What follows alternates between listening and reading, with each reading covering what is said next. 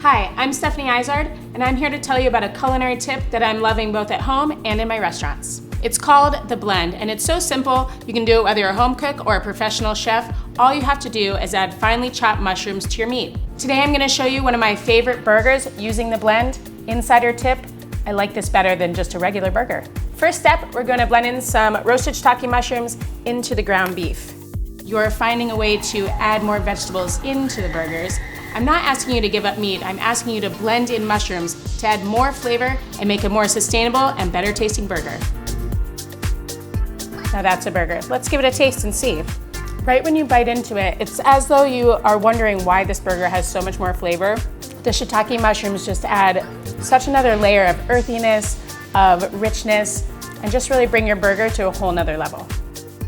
Ready to try The Blend? Visit Blenditarian.com for tips and recipes.